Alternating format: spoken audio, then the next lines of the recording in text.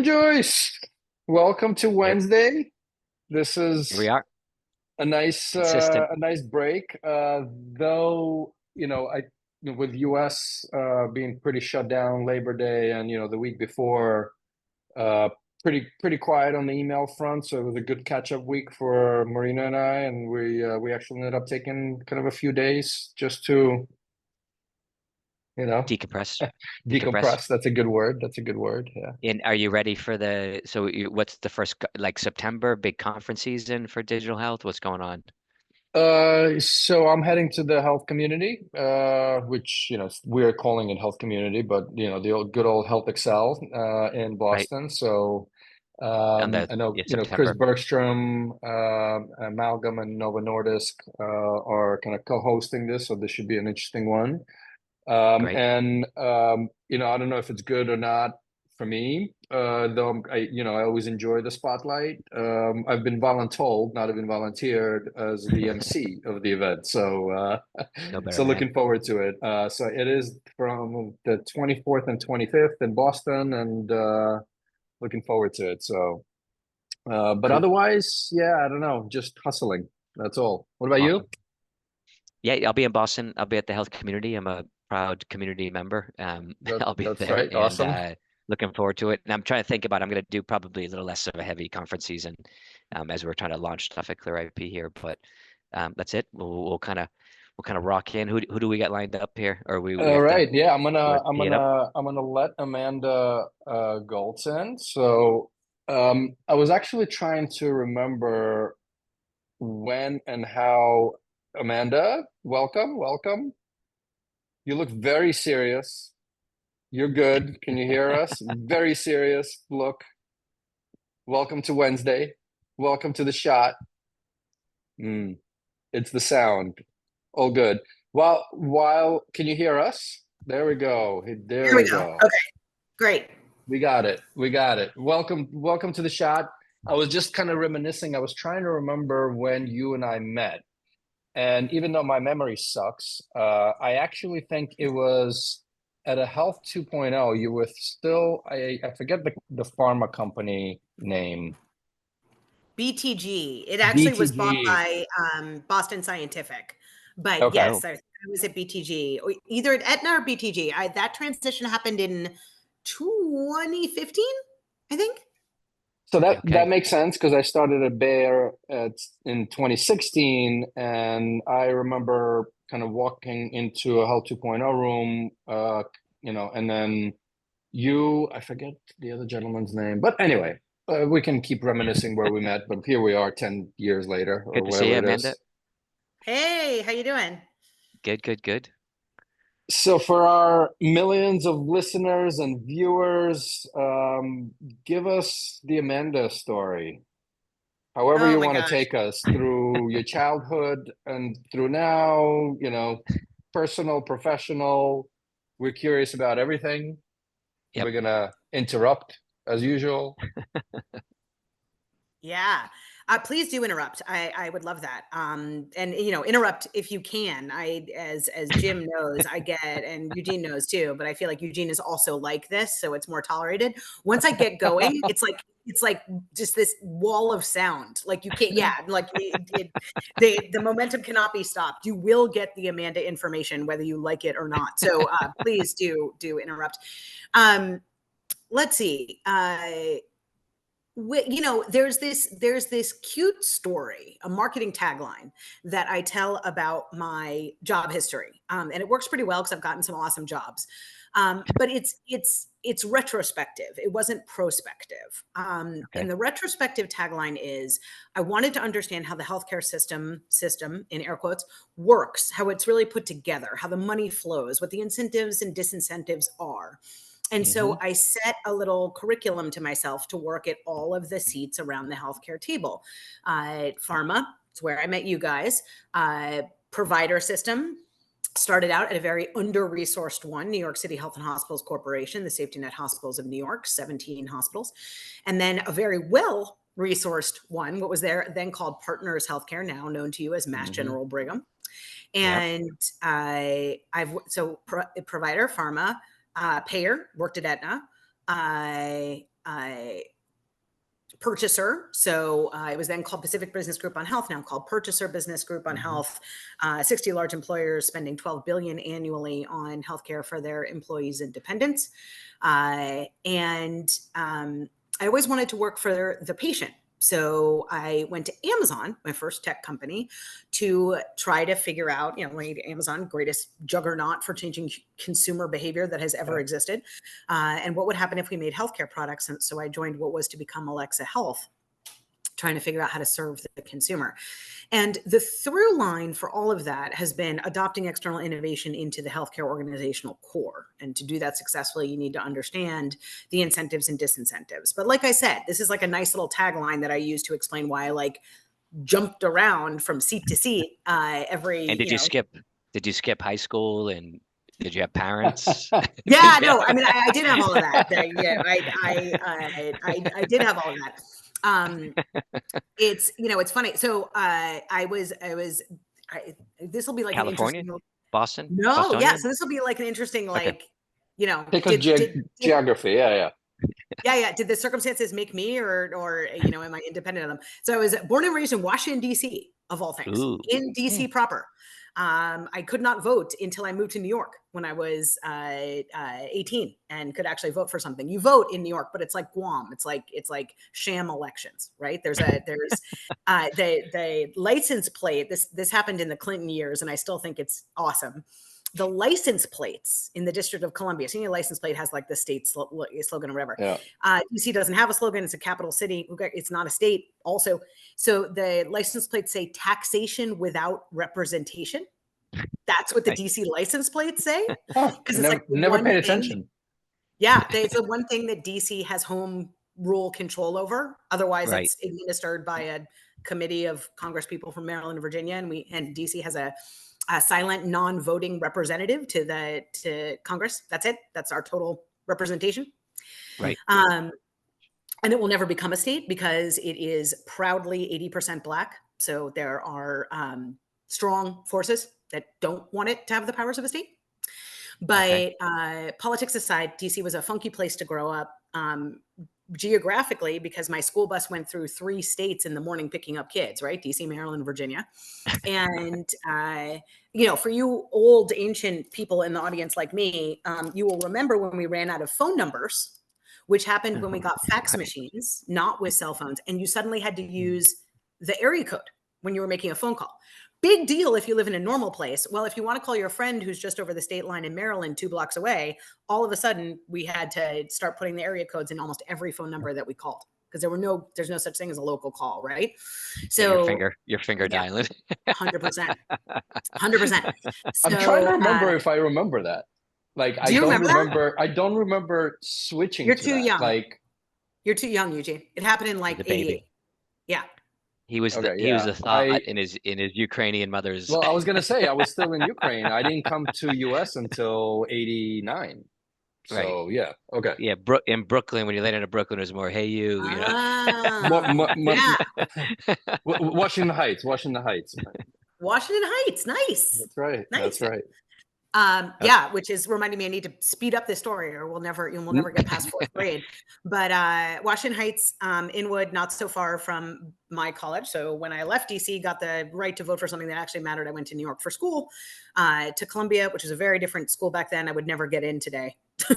But back then it was 90s New York. And if you wanted to the logo. Yeah, they would let you do it. Exactly. And I love New York. I always have. I think it's a model city in many ways. I will say it's America's only European city. It's the only city. We used to play. I went to Fordham, and we used to play Columbia, football. Yeah, and they would yell "safety school" to us. Columbia's not known for its gentle kindness. Yeah, I think they would also have they were pretty rough actually for such Ivy Leaguers. They would have they would do all kinds of plays on the church and things like this. Well, what you should have yelled back at them, and probably why they had nothing to lose, is that notoriously, and this included the stretch that I was there, the Columbia football team went 17 seasons without winning a single game. Yeah, no, we were okay playing them. Yeah, you won. Right. Exactly. Right. Exactly. Love New York, stayed. I had already kind of developed my passion for healthcare, but I wasn't pursuing it professionally. I was actually working for public television, WNET, Channel 13. I can see you there. I can see you there. Yeah, right? Yeah. Yeah. I actually really thing. loved it. Yeah. And then they got annoyed with me telling them, we need more like multi-part series on America's healthcare cost crisis. You know what we need to do? We need to be like Learning Channel and have open heart surgeries. And they were like, our viewership is in their 80s. They don't want these morbid reminders of death. They want great performances. Maybe you're in the wrong career. So I went back to school at NYU's Wagner School of Public Service, and I got a master's in public administration, a much maligned degree that back then, if you were going to go into healthcare, which was seen as like mostly a public good, you need to understand Medicare, Medicaid, and state regulations, whatever, or urban planning or nonprofit management. Now I feel like it was also like it was a step into politics a bit or something too, right? Like the public administration. 100%. Yeah. 100%. Back then, it's interesting to reflect on how this has kind of become professionalized, and then how professional training will change again with AI, right? Right. But back then, if you wanted to go into healthcare, you either got an MBA and did pharmaceutical marketing, or you got an MPA, right? What I did, and that sort of like equipped you to do a bunch of stuff, or you went into epidemiology. You got a or a master's in health administration, but that was just growing then. But you got the MPH, the master's in public health. Those were the three sort of master's degrees available. There was nothing like, I want to tear the healthcare system down and rebuild it. What degree do I get? Didn't exist. Mm-hmm. And interestingly, nothing where you studied healthcare data or data science. Data wasn't even seen as a thing yet. And that was partly because we didn't have electronic health records. We did, but they were only running at about 15 to 20% adoption. That was to happen later in 2009 with our high tech. And I moved out to California because everybody remembers the electronic health record part of that, but nobody remembers that we're going to wire states together to magically exchange healthcare data, payers, providers, and patients. And it's going to be called a health information exchange. And then once the states have built those, we're going to knit them all together. And then we're going to have a massive information superhighway of healthcare data. We actually thought we were going to do that.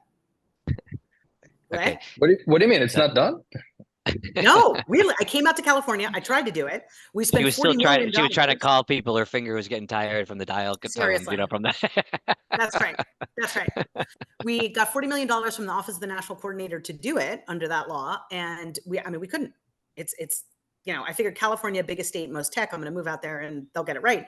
But it's an impossible job for many reasons. And as everybody, you guys know, as experts in this, there are no incentives to share data freely. In fact, there are powerful business incentives not to. You can't undo that through tech, right? So tried to get rid of the fax machine, but sadly we still use it. But I fell in love with California, made a great network here, and have stayed ever since. And that picks up the through line back in my first job after working for the state, which was PBGH, the Employer Coalition. Awesome. All right, we're going to start double clicking. That's amazing. Amazing geographical. And I'm going to try to remember the professional journey. But I do remember in the beginning, you kind of said healthcare system and you put air quotes in. Yeah. Double click on those air quotes. Yeah, happy to.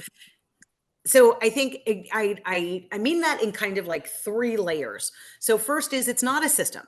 It is a set of outputs generated by a bunch of different entities maximizing profit. Even nonprofits need a profit to operate, right?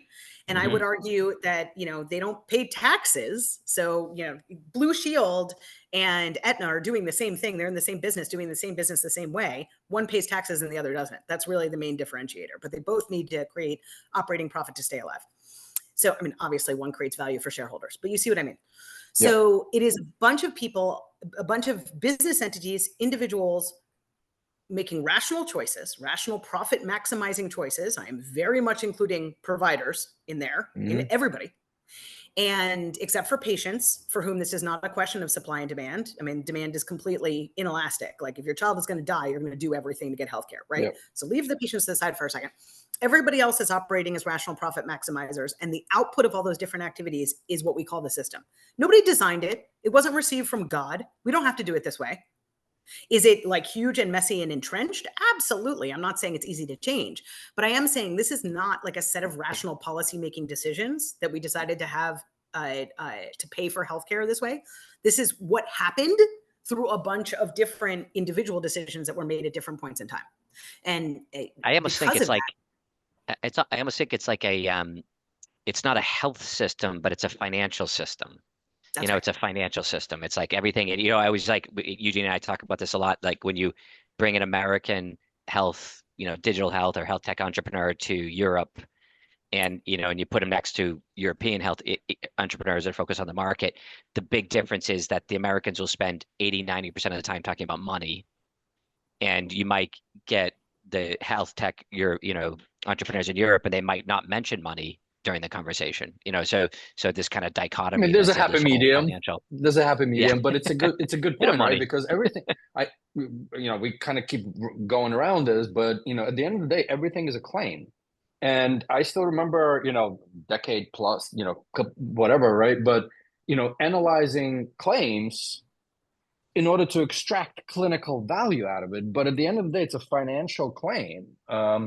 And actually the whole interoperability thing, right? I mean, if you think about the financial system, the fixed protocol that's been there in ages where, you can exchange data, it's still healthcare is way behind, right? So getting there, but yeah. Yeah, 100%. So this has really important ramifications for AI, which I'll get to.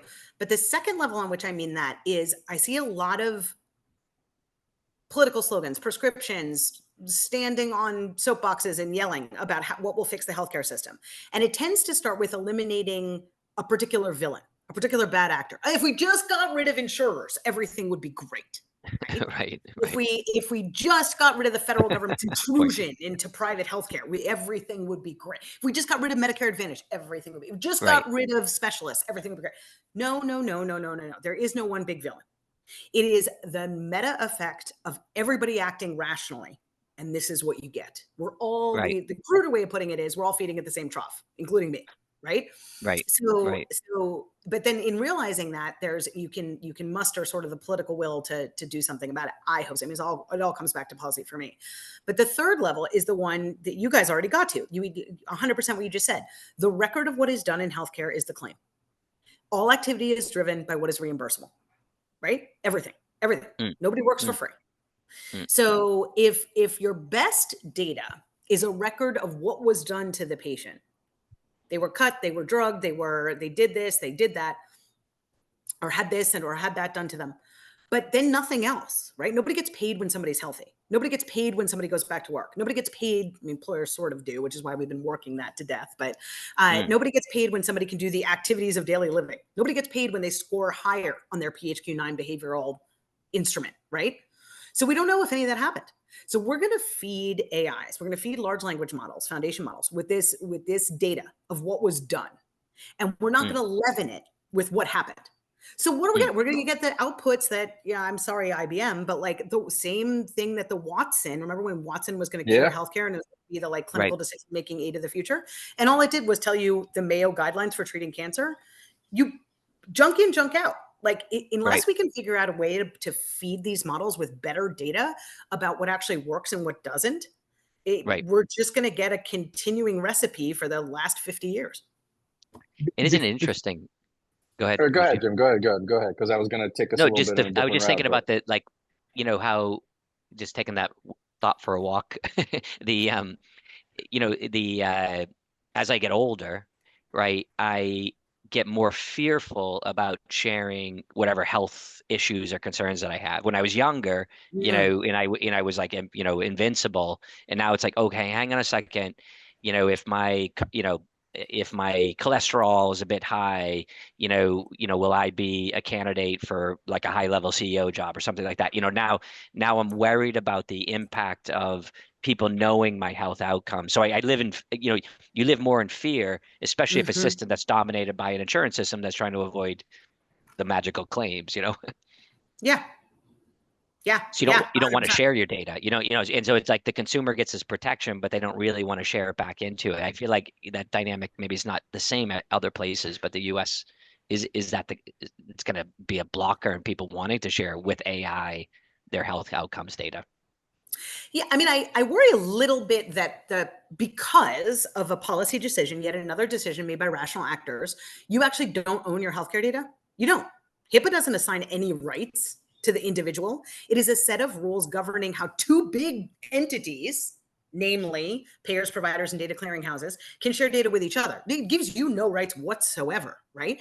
And there's only one state in the union in which you own your medical record. That's Vermont, where 12 people live. So like you don't really control whether that data goes into an AI model. It's either already there or it's going there or it will go there, and nobody's going to tell you when it goes. Yeah, So we don't know. We don't know if they're healthy because they won't share their data, the 12 people. Right. Yeah, exactly.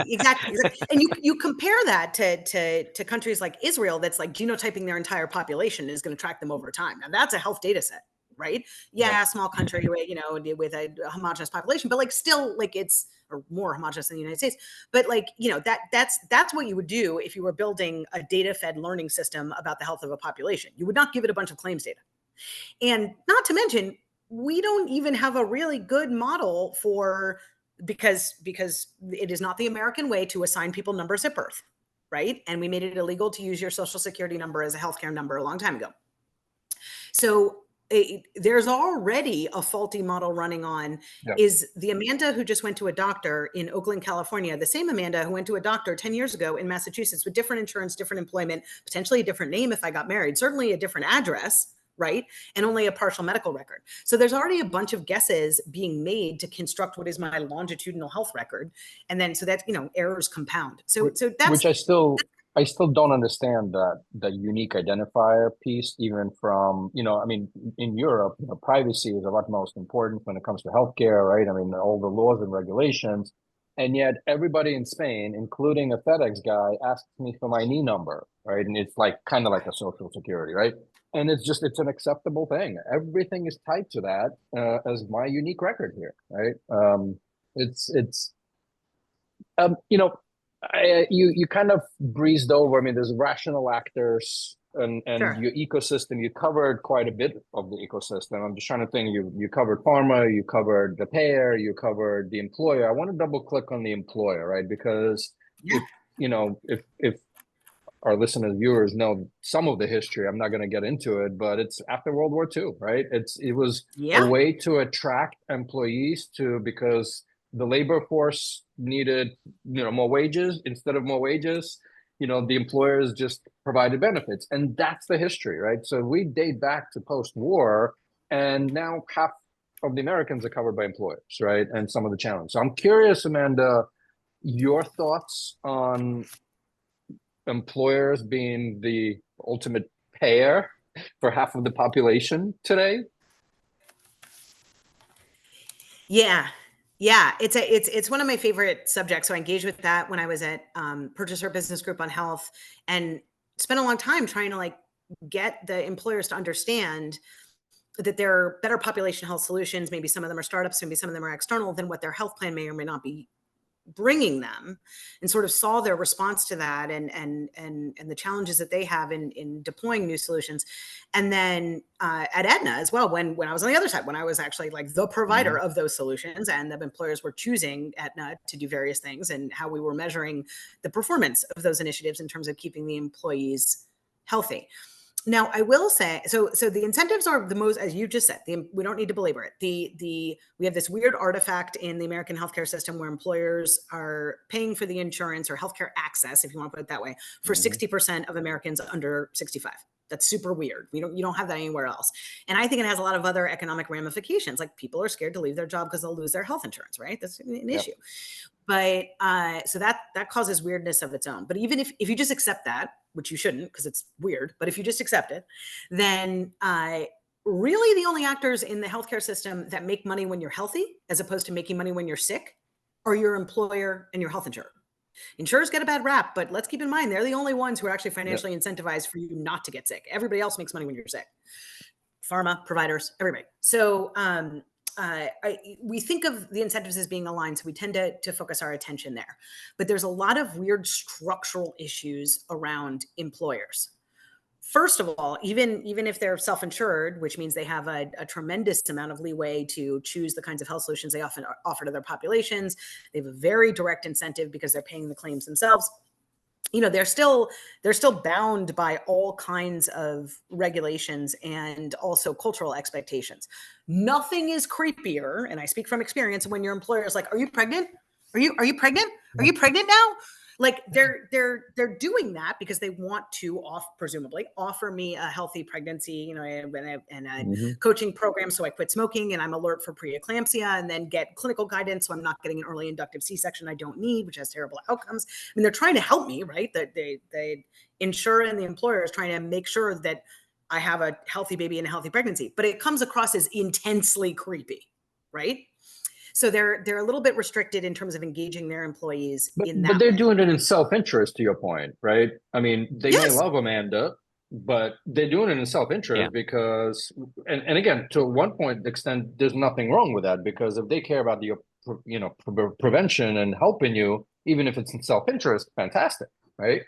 100%.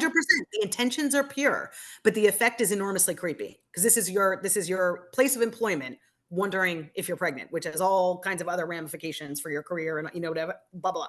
But it's completely economically sound. Complex labor and delivery, particularly stays in the NICU, are one of the biggest expenses that employers have. Wow. So obviously they want to do something about it. So there's that issue. The second is simple churn. People change over their employer, or they change over their insurer, or both, on an average of 2.7 years. There is no reason for me to attempt to keep you healthy past 2.7 years. All I'm doing is helping somebody else's balance sheet, right? Right. So everything that I invest in as an employer or payer has to be medical cost savings within 2.7 years. So it's like finishing off a presidential term. Absolutely. Keep them alive. And that's one of the crazy things you get if you associate healthcare access with employment. Well, then it changes with your job. So again, we have the fragmentation of the medical record. Again, we have difficulty in capturing outcomes. It has all these knock-on effects. So there's that. And then the third thing is, who is making these decisions? Who is making the decision? It's HR people. I love HR people. They're some of my favorite people in the world, some of my best friends. The nights we've had out drinking, I cannot even begin to tell you. But they are not healthcare experts. Their job, they have two jobs. Keep the costs under control when they file their budget with the CFO for labor costs, right? Right. And acquire and retain talent. And the third thing, which is not have complaints go to the CEO. When I was at Aetna, we used to say, if the claim has the last name Nordstrom, back then Nordstrom was a family-owned company, and like a lot of the Nordstrom folks were executives, and the family members got insurance through the company. If the claim has the patient last name Nordstrom, just pay it. Just pay it. Don't deny. Don't ask for prior authorization. Just pay it. Because what happens is that goes right to the CEO, and then the HR person gets in trouble. Why aren't you managing Aetna better? So HR people are not ERISA experts. They're not healthcare experts. They're not policy experts. They're not insurance experts. They're not any of these things, yet we are tasking them with making those decisions.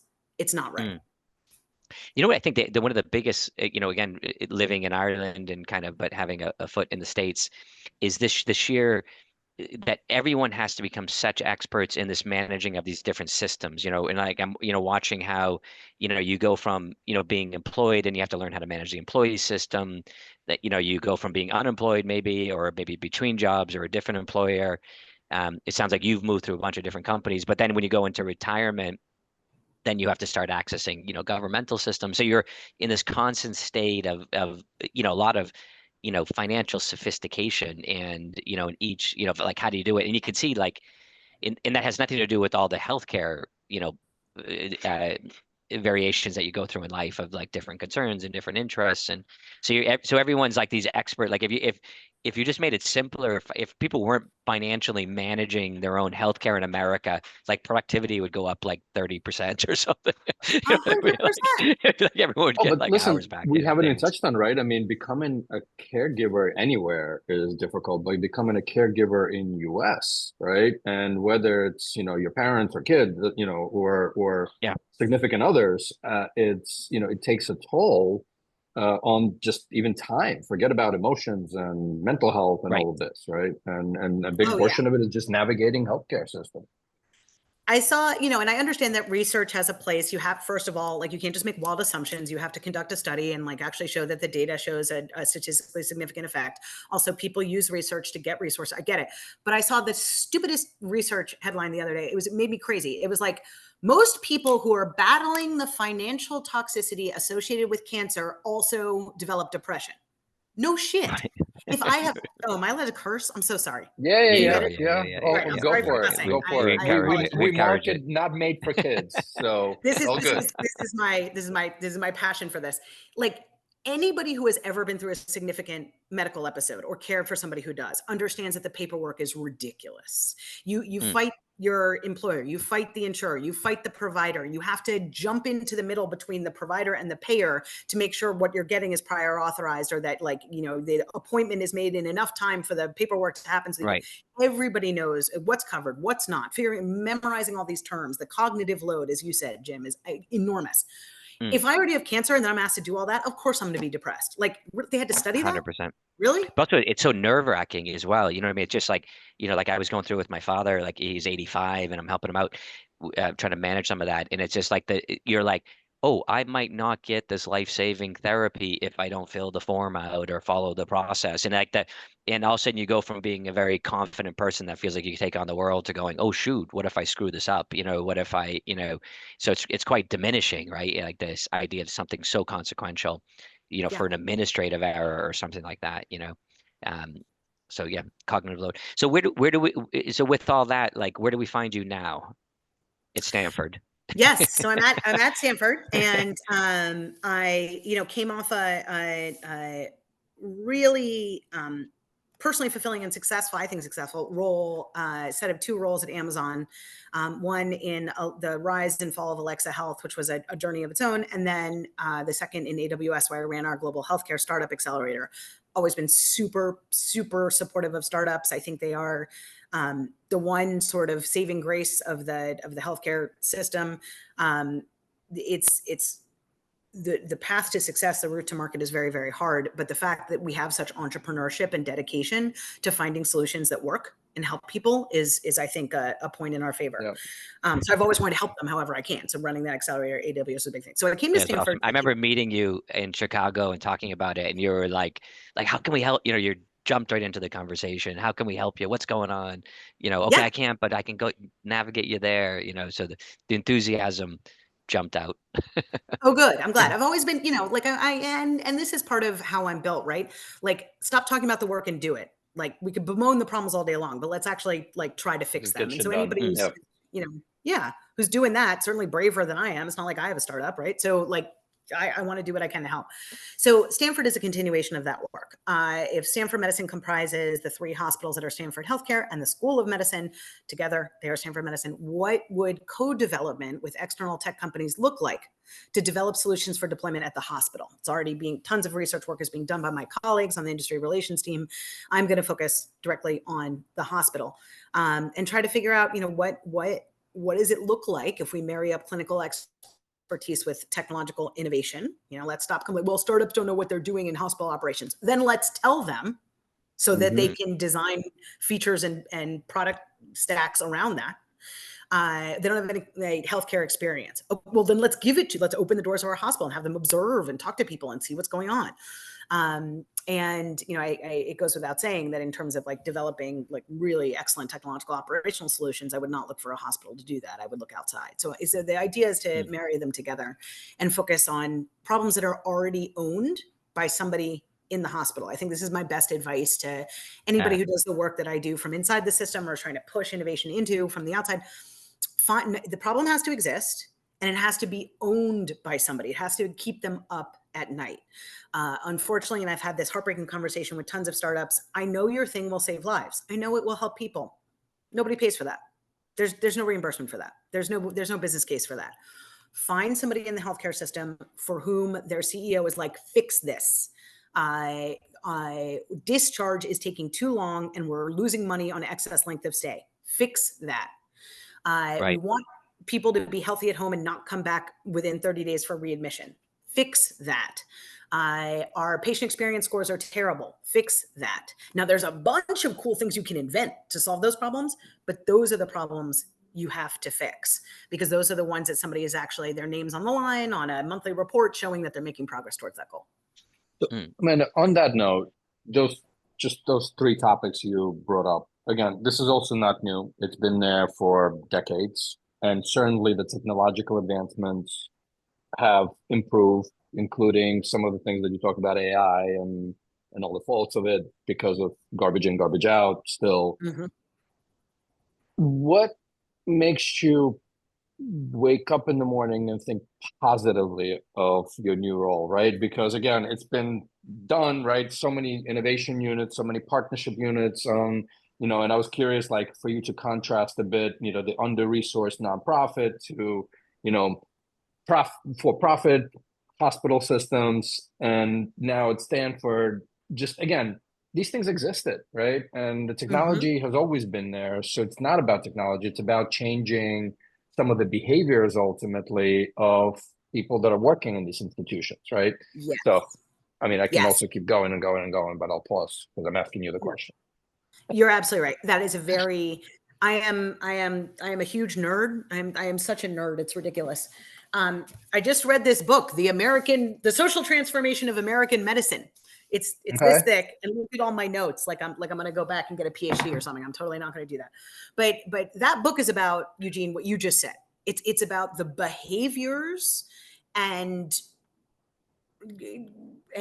deeply felt convictions of people who practice medicine in the United States and how that inflects everything else, right?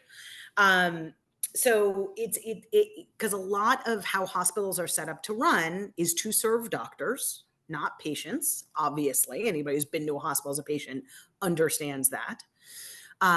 Doctors also, through the American Medical Association and through the RVU committee, or the RUC, who sets the RVUs, determine payment rates. So that's why we see very different payment rates between a nurse and a doctor, or a primary care and a specialist, right? And they are the only profession that sets the prices, their own prices for the work that they do. So it's really a guild. It's not a profession. And if hospitals are changing and doctors are changing, which is the thing that gives me hope, right? But just to dwell on the problem for a second, or admire the problem, hospitals were set up and built by doctors, particularly teaching hospitals, academic centers, and they carry forward, they institutionalize those deeply held convictions, and those create silos that make it really hard to get anything done operationally inside of a hospital. Patient experience is its own bucket, gastro is its own bucket, outpatient is its own bucket, facilities is a separate thing off to the side. Right?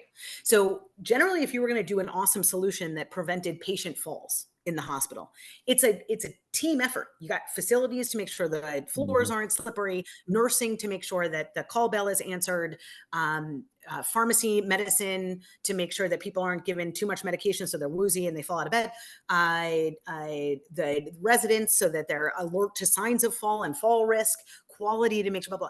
And they don't work together in those ways. It's a factory in which everybody does their own service line factory outputs, and they don't work together. So when startups come with these amazing solutions that require different silos to work together, there's no internal tissue to do that.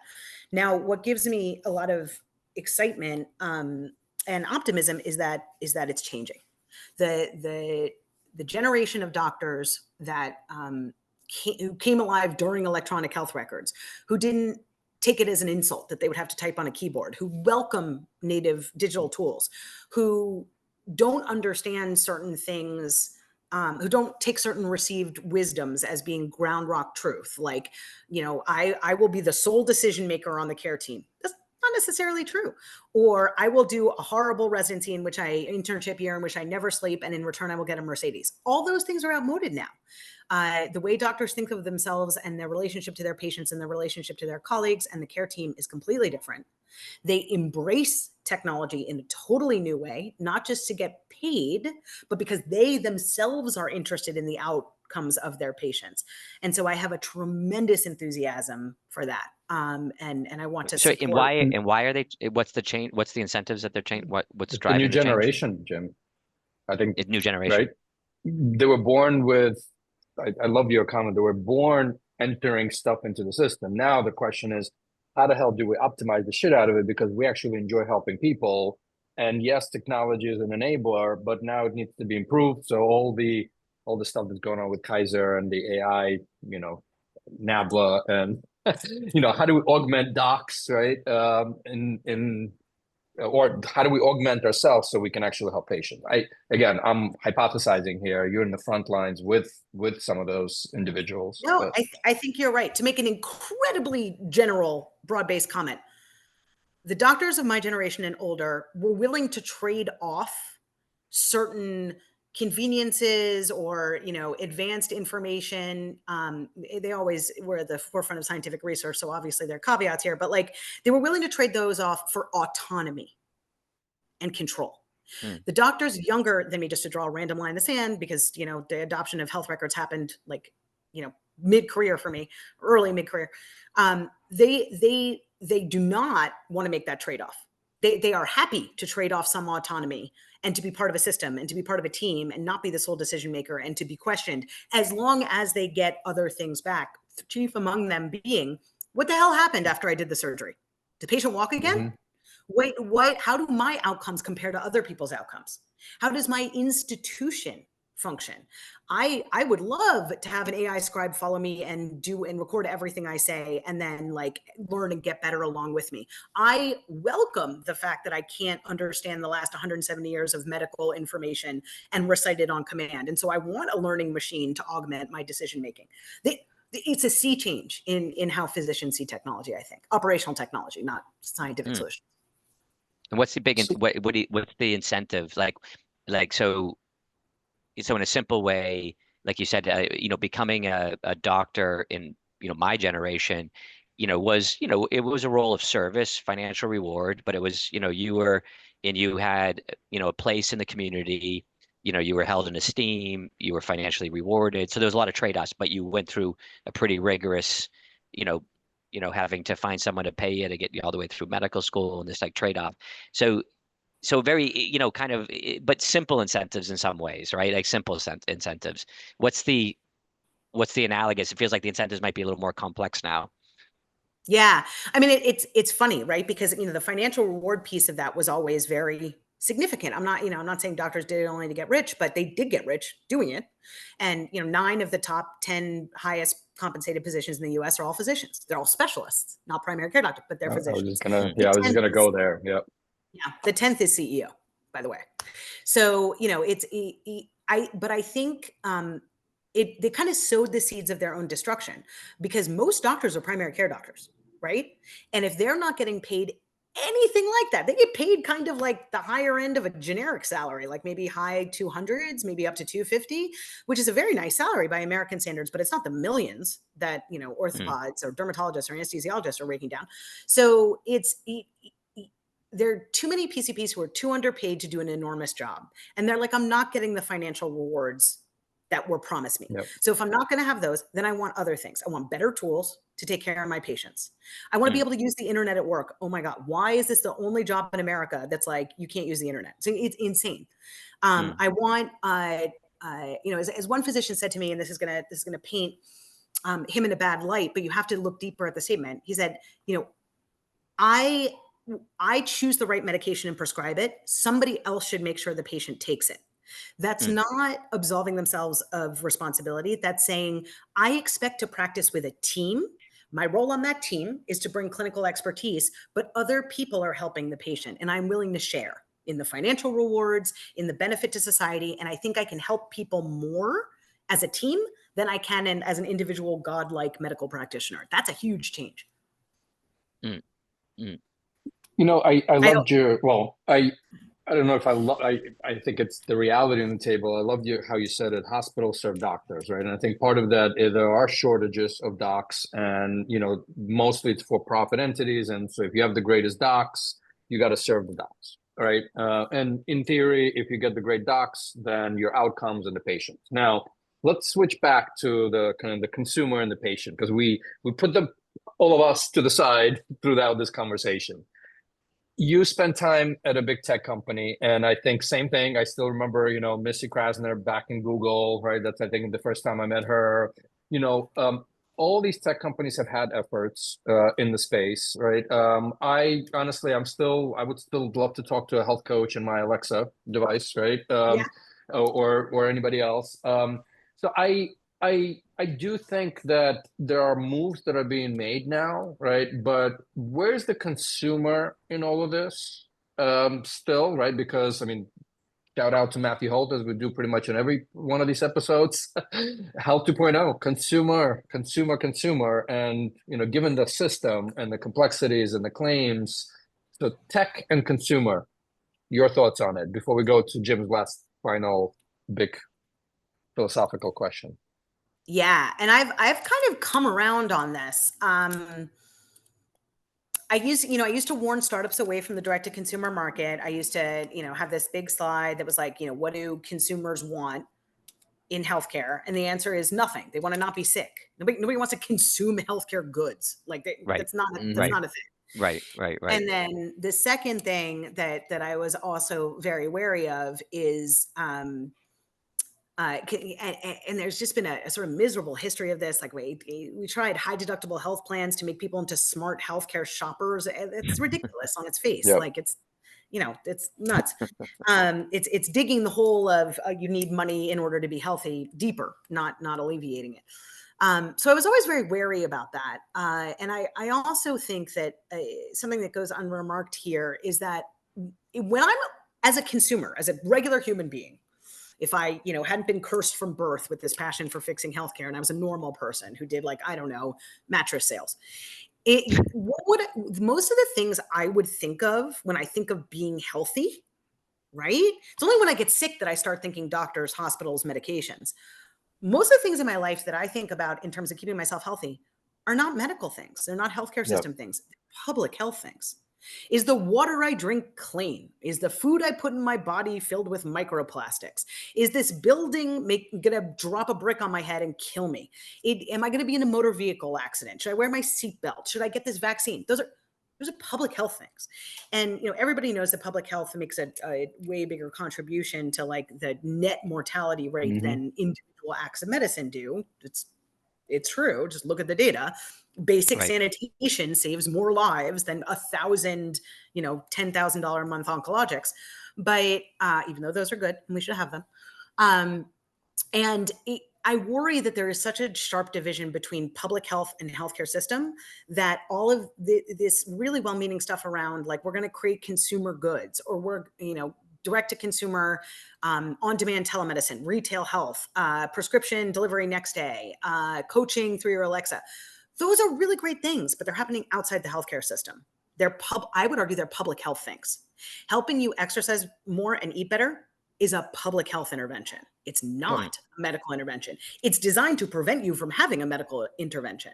And I think we need to think about it that way. Everybody wants to be the first to disrupt the $8 trillion. When I first started doing this, it was $5 trillion, $8 trillion healthcare system.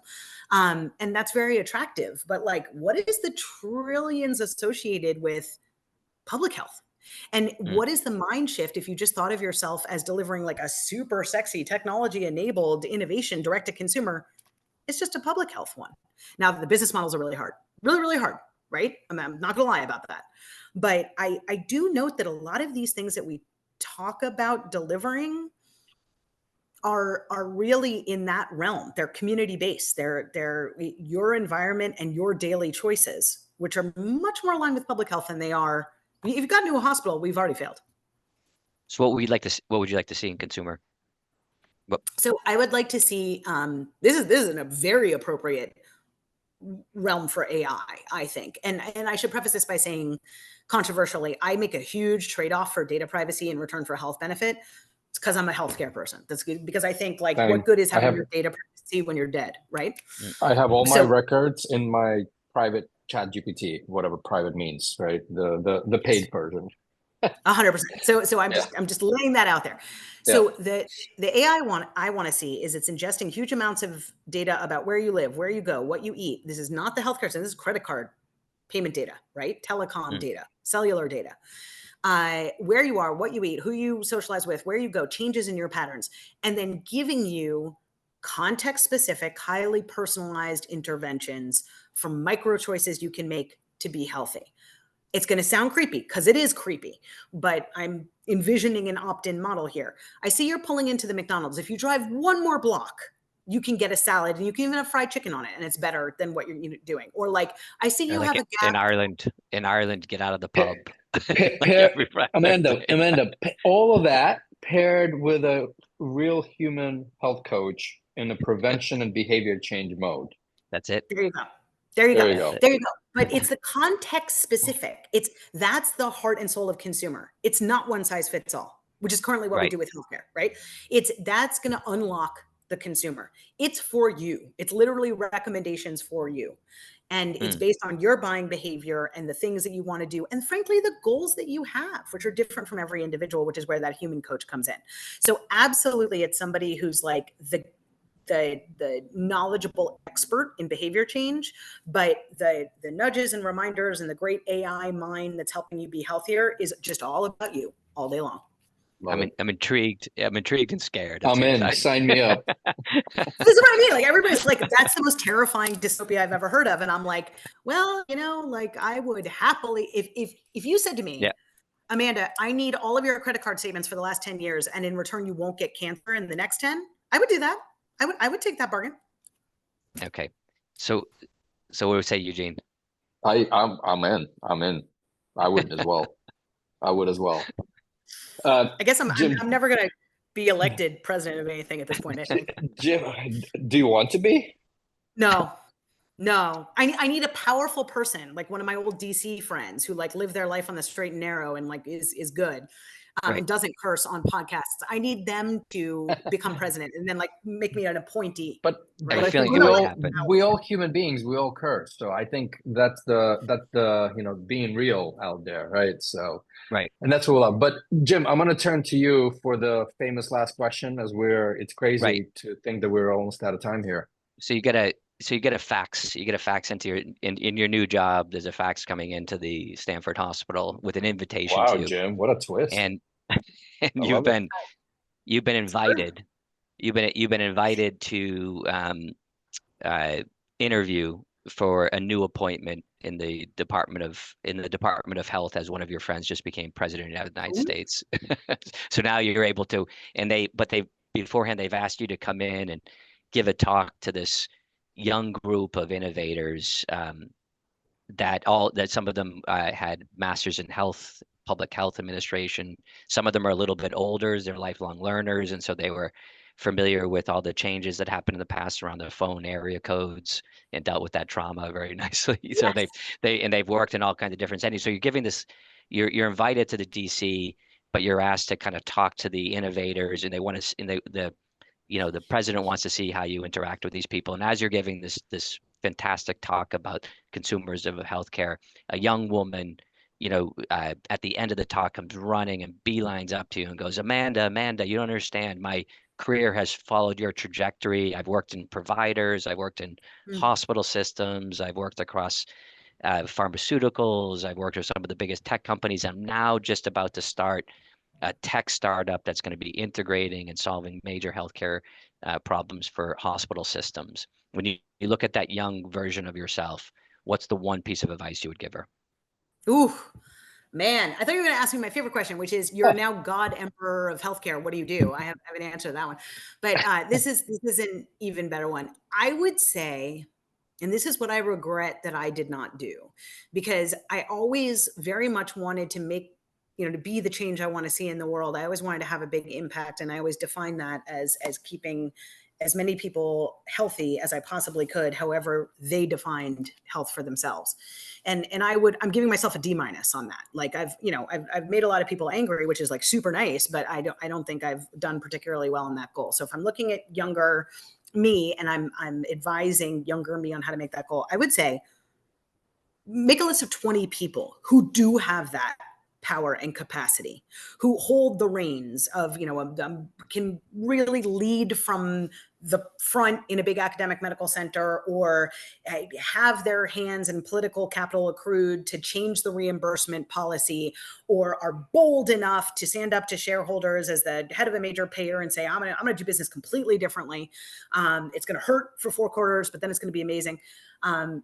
take those 20 people and, I'm a CEO of a major tech company, and my company does healthcare now. All hands on deck. That's all we do. I chart how those people got into those positions. What trade-offs did they make? What connections did they foster? What expertise did they gain? What expertise did they say, I don't need to know that because I'm focusing on the cycle? And if you really want to amass enough capacity to force the change, then map those power lines and follow them. I never did that. I was too interested in like, what's a payer like? What's a pharma like? Like, how can I help startups? Whatever, which are good things. It's a good thing. I have no regrets. But if my goal was and is, help people at scale, that's how you have to get there. You Awesome. got to follow the system and make the change from inside the house. So that would be my advice. Amanda, never too late, by the way. So never too late. Appreciate you, and thank you for joining us. And to all listeners and viewers, hit subscribe, pass it on, and see you next week. Loved it, Amanda.